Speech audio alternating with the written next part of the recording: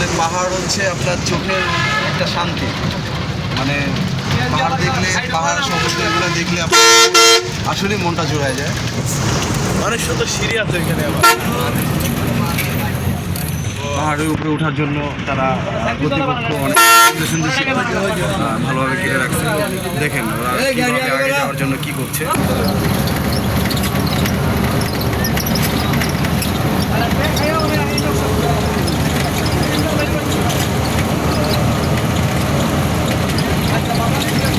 শ্রীমঙ্গলে শুধু যে আমরা চা বাগান পাহাড়ি দেখবো তা না, শ্রীমঙ্গলে কিন্তু আশেপাশে ধান ক্ষেত আছে।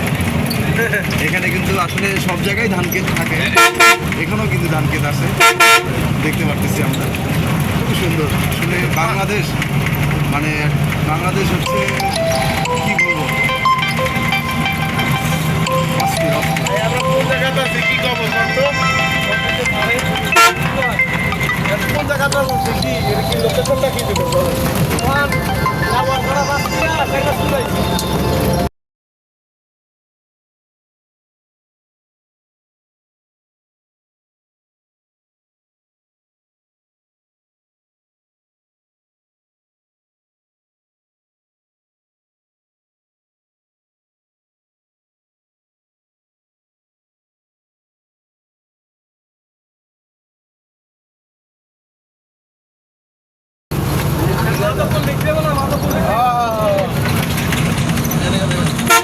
ব্রাহ্মণবাড়ি এর পরেও না, ব্রাহ্মণবাড়ি